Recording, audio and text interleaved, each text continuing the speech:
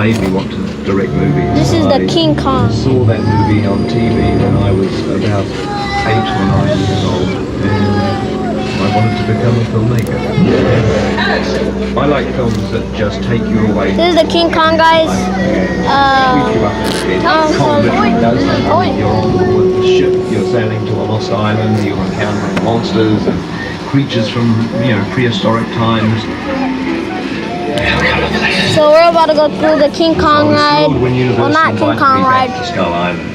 It's on the tour, but the King Kong.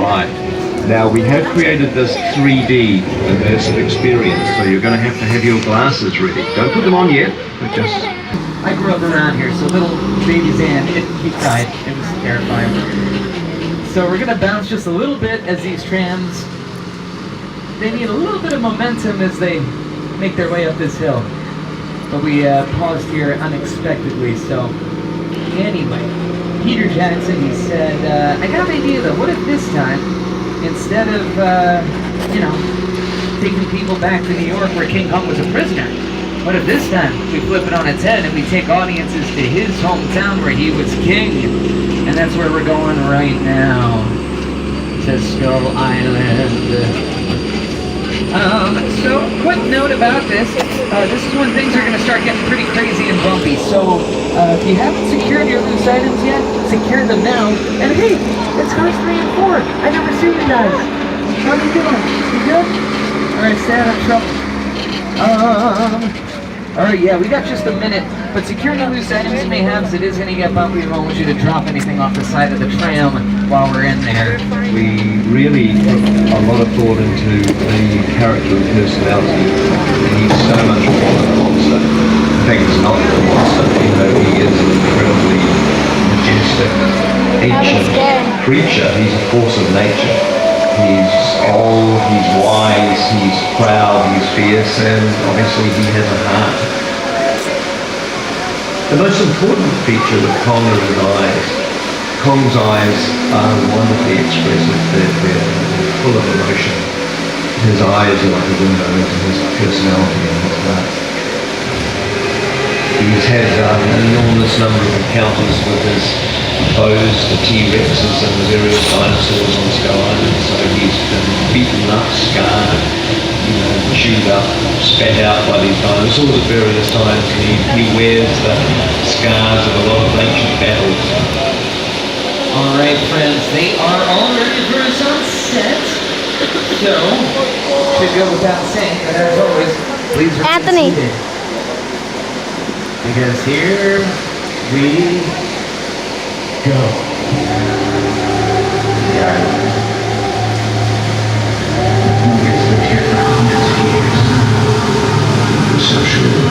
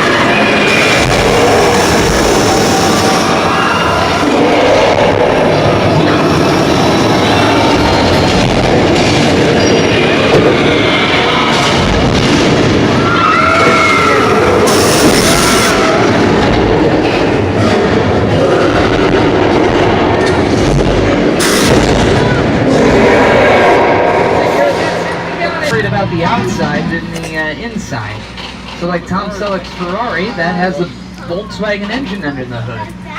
Or you got these Flintstone cars that look like wood, but they're actually made of fiberglass. And then you got these Fast and Furious cars where sometimes they don't have any engine at all. The thing about picture cars is they're very frequently used in big action stunt sequences. You don't want to damage something that's actually incredibly expensive, so let's say you just make something that looks expensive. Like this army tank. The outside is mostly made of plywood. Yes. Painted ever so meticulously to look like military grade steel.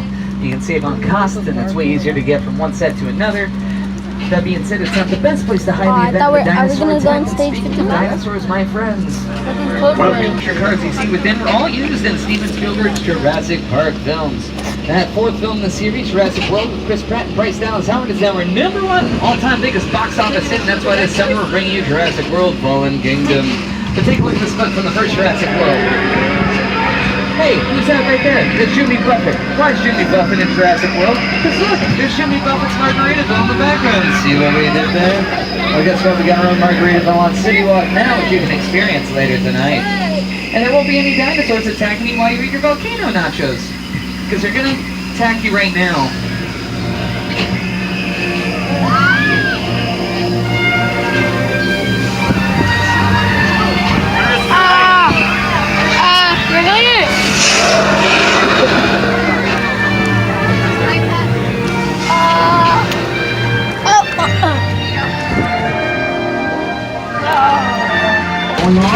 we're going A flash flood warning in Mexico? Oh, I don't know about that now, Road Grumpy. Here we are, and I do see a stream.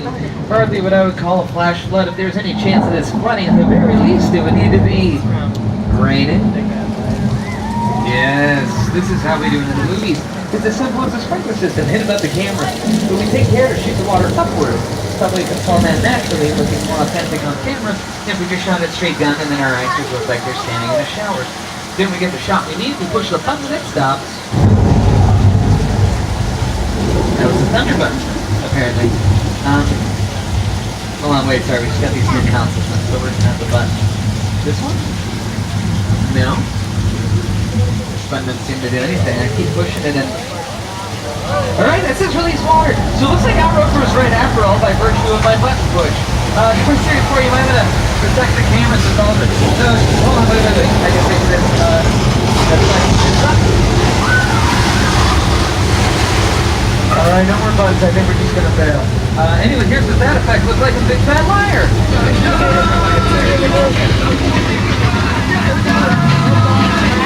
You can't outrun a wolf, kid! Yeah, we'll see about that. Hang on, funny folks!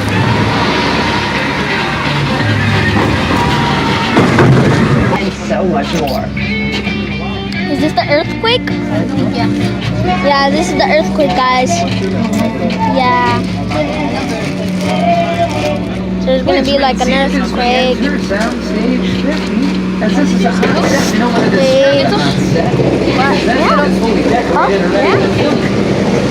Currently decorated looks like a subway station in San Francisco. You saw all those. Look, you can see the water, the reflection. It's so dumb. It's over there already. So everything's wet, so I can tell that there's gonna be water.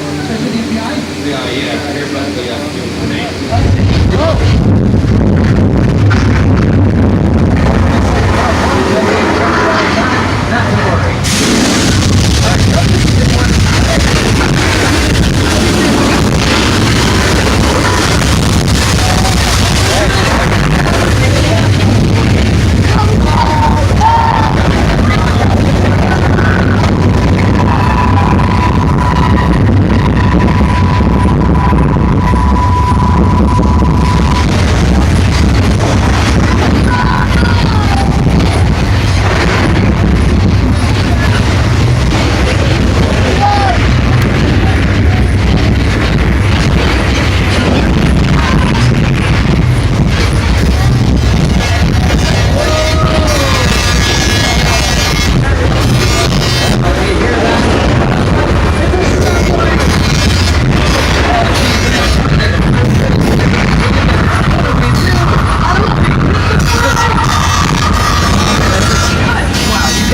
So, I just pushed release water back again.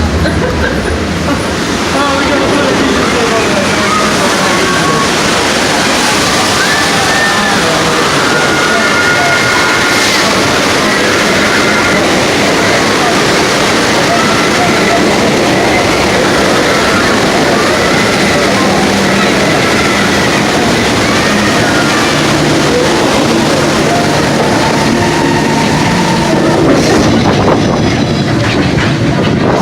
Or at least it was.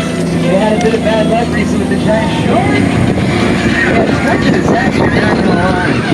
They had to close down the beaches and everything. But there is a happy ending to the story. You can see off the right. They caught that shark a little earlier today, and now they're just doing a final. There's another shark out there. It's even bigger than the first one. Oh, jeez. Oh no, the diver's still out there. You guys, that's a diver that caught the other shark. Kids, look away. Actually, keep looking. Maybe this is important for you. You see that? That's nature right there. Please remain seated as we make our way across the dock. It's not to feel bad about, kids. That's a circle of life, just like the Boston said, alright? Your parents can answer any questions you have about what you just saw. You know, yeah, Mark, we probably shouldn't stop here. The shark's pulling the dock out. Yeah, also, if video games have taught me anything about red barrels, it's that they... Oh, it feels so good. So hot. Mark, put this thing in gear. Pedal now. Get it So started. hot. Oh no, there it is!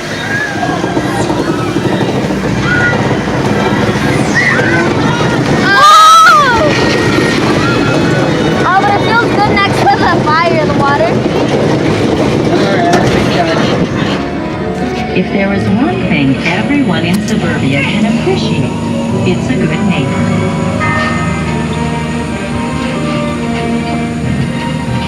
We're about to go through Fast and Furious.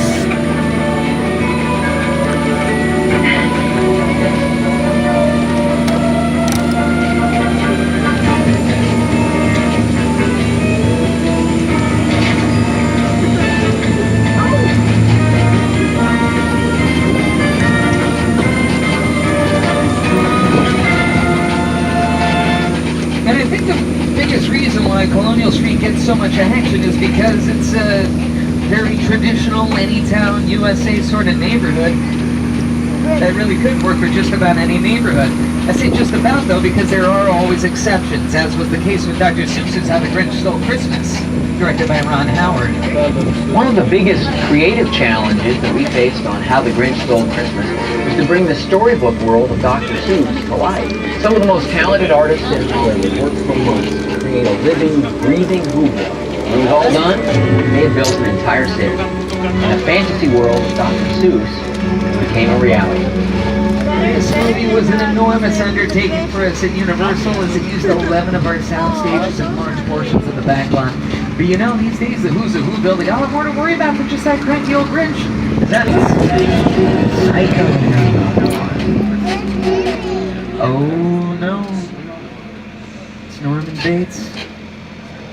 Yeah, you know that, Norman Bates. Kids, this is some more of that circle of life stuff I was talking about. Although it's not a complete circle, because he just kind of kills them, and yeah. Out to his old tricks again, I know. Now we, oh, you see this, I got this. Good afternoon, good dog, pull a knife. Yeah, Mark, we're gonna bail. It's fine, we're gonna go somewhere else. We're gonna find another motel. You can stay there. Car 4, don't make eye contact. Car 4 is coming to duty. And nobody's very protective of this motel.